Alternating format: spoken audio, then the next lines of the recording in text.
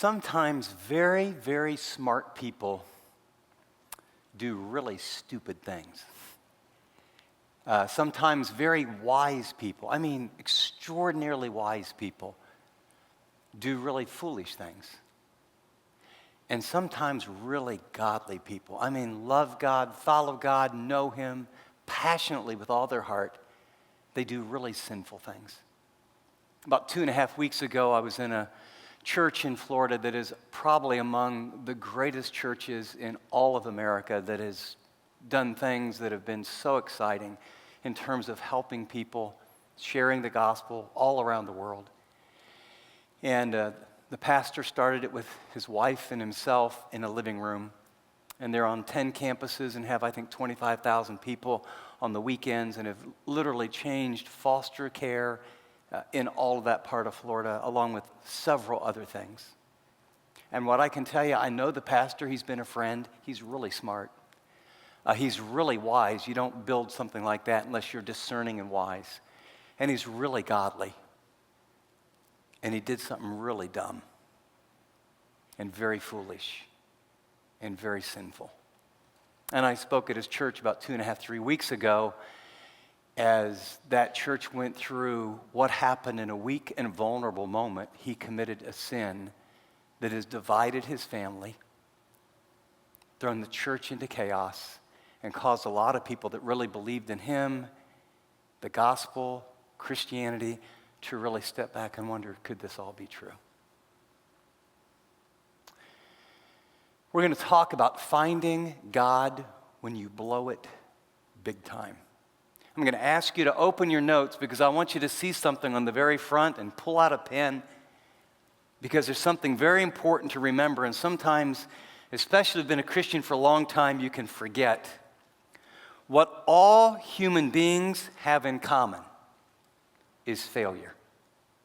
Okay? Write that down. We're different in a lot of ways, but what everyone in this room and everyone who ever watches or hears this message, what we all have in common is failure. But with God, failure is never final, or at least it doesn't have to be. I want to share a story that's profound, and then I want you to think about it and lean back, if you will. You can follow along if you like. The story is found in 1 Samuel chapter 12, and many of you will be familiar. It's the story of a very smart, very wise, very godly king who starts out as a shepherd boy, and now he is the ruler over the known world. And he was at the wrong place at the wrong time. He was lazy, actually. It was time when kings go out to battle, and he thought, I've done a lot of that. I think I'll just take this season off.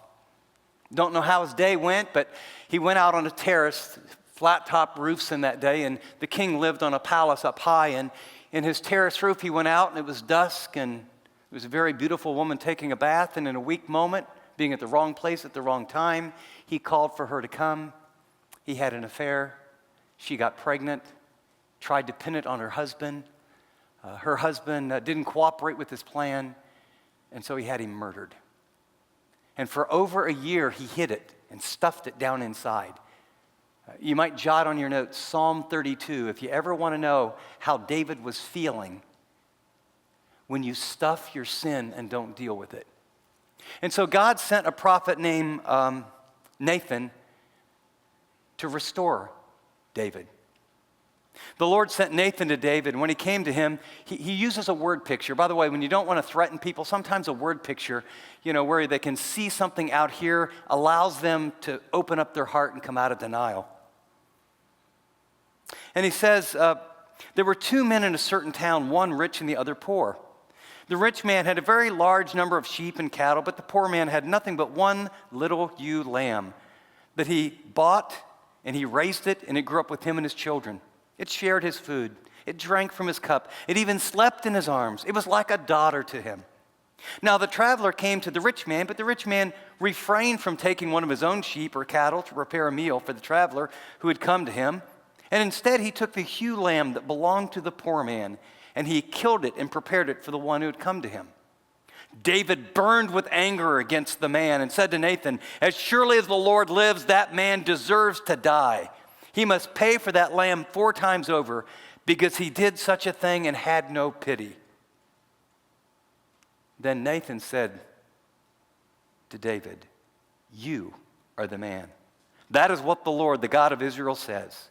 I anointed you king over Israel. I delivered you from the hand of Saul. I gave you your master's house, your master's wives into your arms. I gave you the house of Israel and Judah. And if all this had been too little, I would have given you even more. Why did you despise the word of the Lord by doing what is evil in his eyes? You struck down Uriah the Hittite with the sword and took his wife to be your own. You killed him with the sword of the Ammonites. Now, therefore, the sword will never depart from your house, because you despised me and took the wife of Uriah the Hittite to be your own. This is what the Lord says. Out of your own household, I'm going to bring calamity upon you. Before your very eyes, I will take your wives and give them to one close to you, and he will lie with your wives in broad daylight. You did it in secret, but I will do this thing in broad daylight before all Israel." Response.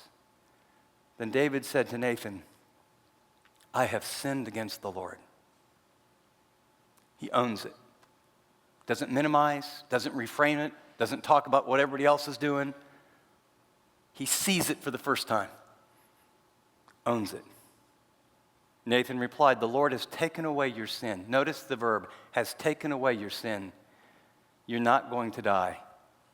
But because by doing this, you have made the enemies of the Lord show utter contempt, the son born to you will die. The question I want to ask and answer for you and for me is, how do you find God when you've blown it big time? How do you ever recover when you know you've done something really, really wrong?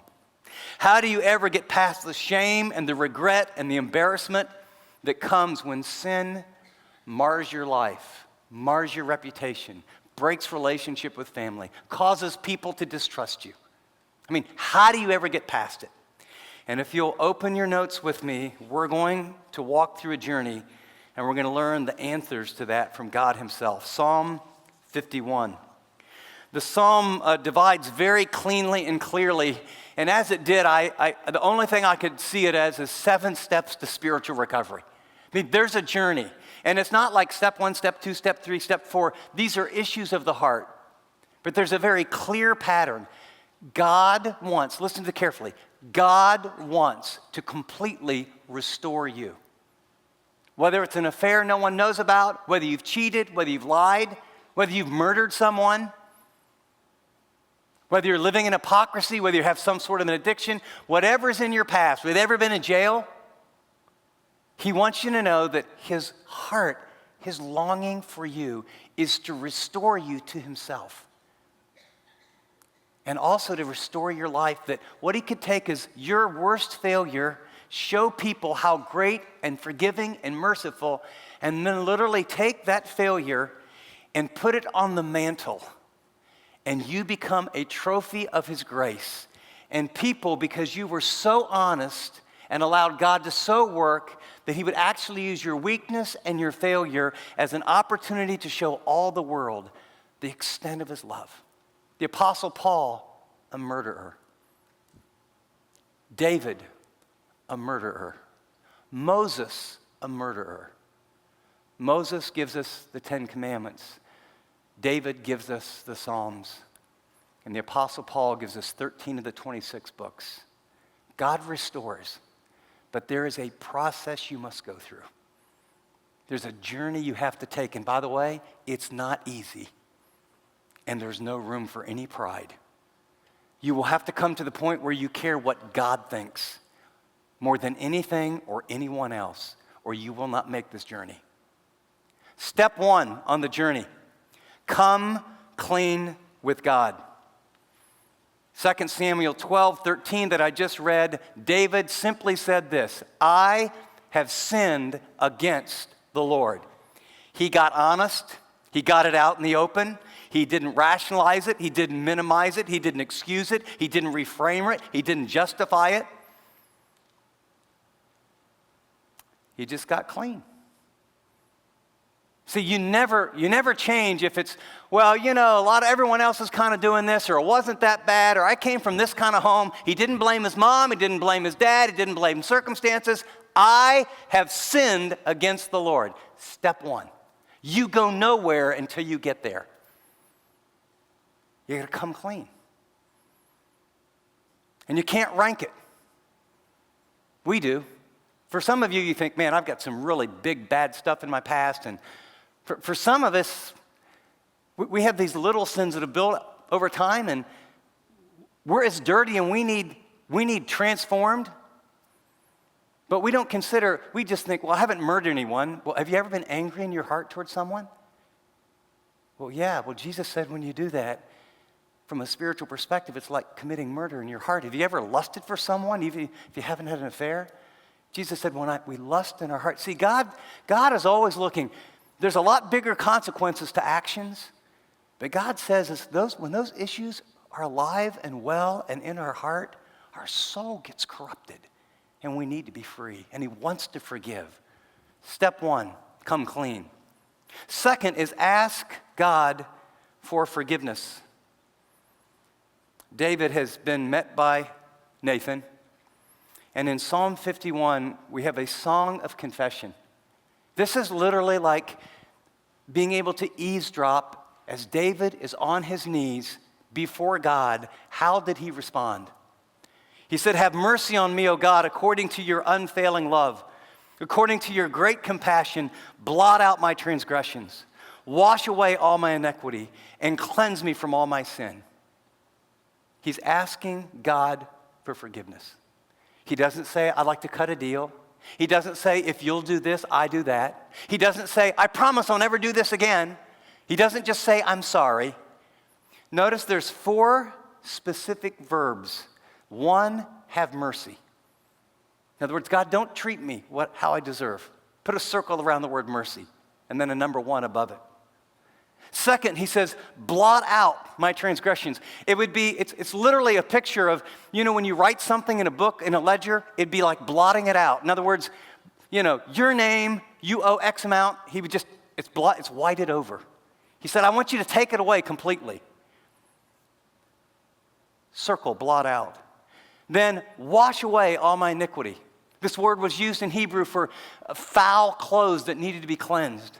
And David kind of sees himself dressed and clothed in the dirt in his past of his adultery and his hiding and his dishonesty and the lie that he lived and the murder that he committed. And he goes, oh God, will you just wash me completely? And then finally he says, cleanse me from my sin. Literally, it's purge me. Get rid of it completely. And what's the basis? Is it a promise that I'll do better? Is it a promise that I'll never mess up again?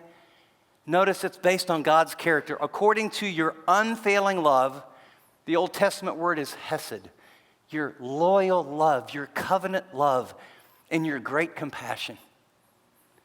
And compassion in both New and Old Testament is a picture of this deep sense inside of us when we really hurt for someone, kind of down in the bowels where you see someone who's hunched over or hurting or poor or damaged, something that deep in our emotion, we just want to help because we feel so bad for him. He says, God, the God who made all that there is, when he sees you blow it and he sees me blow it and he sees what we've done and the people that we've hurt, he wants to have compassion. He wants to restore. So I'm asking to blot it out, to wash me, to have mercy, to don't treat me like I deserve based on your unfailing love, your character, and your compassion. See, David knew God well. He sinned greatly, but he knew God well. He knew God was a loving God and a forgiving God. And when he came to him, God wanted to forgive. Step 1 is you're going to come clean with God. Step 2 is ask God for forgiveness. Step 3 is own responsibility for your sin. Own it. I mean, really own it. Notice what he says in verse 3, for I know my transgressions and my sin is always before me. Against you, you only have I sinned and done what is evil in your sight. And then notice here's a purpose clause, so that you are proved right when you speak and justified when you judge. Surely I was sinful at birth and sinful from the time my mother conceived me. And basically what he says, he goes, I bring nothing to the table. Okay, I'm just coming. I mean, this is all there is. I own it completely. There's not even a shade of someone else's fault, or, she shouldn't have been bathing that time of night, and she should have known better, or why didn't someone stop me? 5 times he owns his sin. Look at this. He says, my transgressions, number 1. My sin, number 2. Against you and you only, number 3. I sin, number 4. I've done what is evil. In fact, in the Hebrew text where it says, I know, it's in the emphatic position. It's just up front. He goes, I know. This was my deal. I blew it.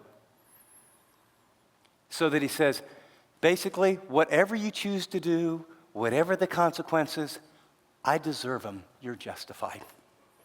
And then he gives us this side piece of theology. He's not saying that his mother was sinful. He's not saying that when people are conceived, they're sinful. What he's saying is that all of us as human beings, because we're in Adam, we sin because we choose to sin, but we sin also because all human beings sin. You don't teach 1-year-olds and 2-year-olds and 3-year-olds how to be selfish. It's inborn. Right? And so David looks back at, I understand that it's the fallen nature of human beings. When people make really big sins that are godly, like my friend in Florida, over time, when you're really successful or really wise or really godly, a subtle thing can happen. You start getting entitled. You think there's a different set of rules. You're a little bit wiser. You're a little bit smarter. You know God better. And pretty soon you begin to bend the rules, and somehow you think that what applies to everybody else. The word they use in business is hubris. And it always speaks to downfall. And David will have none of it. He owns it. 100%. Just comes clean. Whatever I get, whatever the consequences, see, he's at God's mercy. He's what you're hearing is the beginning of being broken. He's not jiving. He's not manipulating. He goes, I did it. No excuses whatsoever. Now, something happens at verse 6. The psalm changes dramatically. Because, see, David actually believes that God wants to forgive him, and Daniel said to him, the Lord has forgiven you. Now, in Old Testament law, right, you commit murder, what was the consequences? It's a theocracy. God is the king of the theocracy.